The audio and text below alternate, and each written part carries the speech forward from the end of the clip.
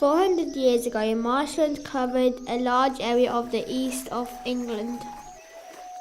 Its wet and boggy landscape provided a way of life for many people.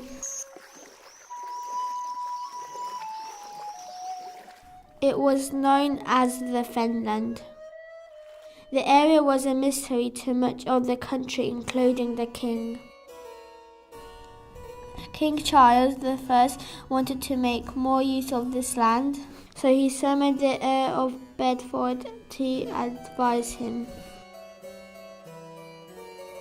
Cornelius Vermuyden, a successful Dutch engineer, was appointed to devise a plan to reclaim the land and transform the wet Fenland into fertile farmland.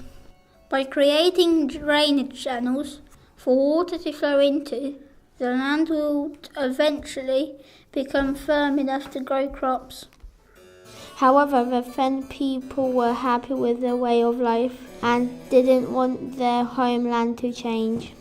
Despite the disapproval, the drainage plans went ahead and workers were sought in Europe. Many people fled persecution in France and Belgium for the promise of a better working life in England. The digging of the drains was relentless work for the settlers. Despite all the hard labour, the employment of the settlers caused more hostility with the local Fen people, and many of the workers were forced to flee from their jobs and their homes.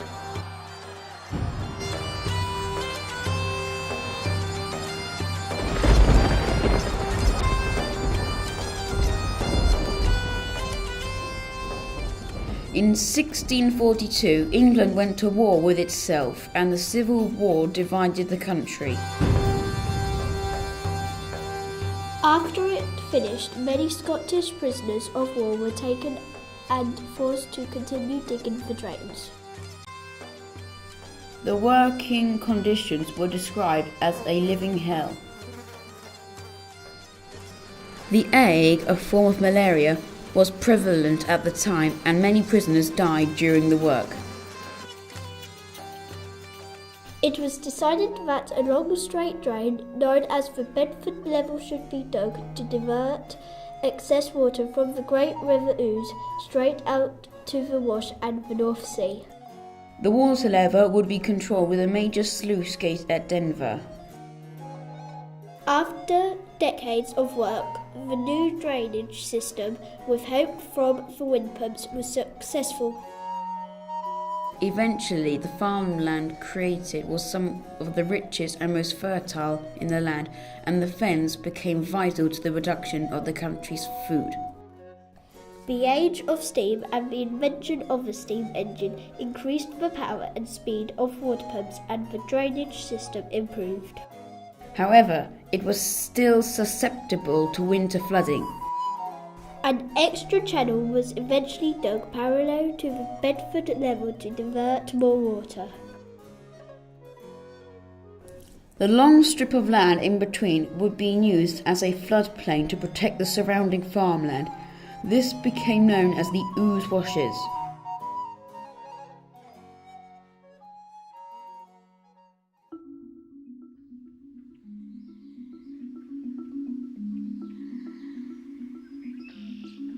The Ouse Washes are now one of the most important havens for wildlife in the country, and are home to many rare species of butterflies, moths, insects and birds, including hobbies,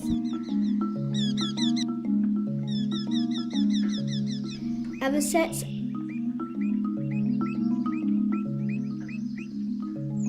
and yellow wagtails.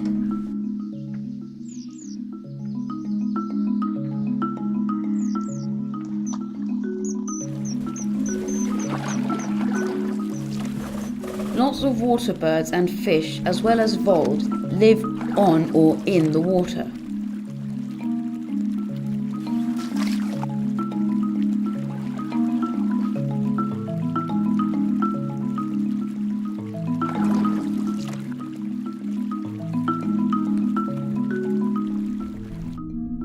Barn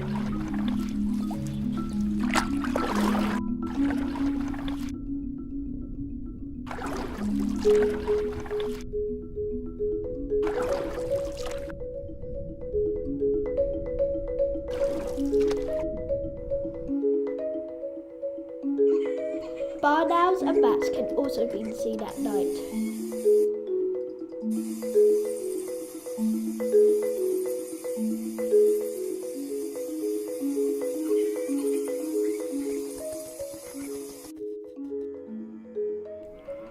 Cattle graze on the land in the spring and summer months, and during the autumn and winter they are moved as the washes become a major flood defence for the surrounding farmland and villages of the Fens.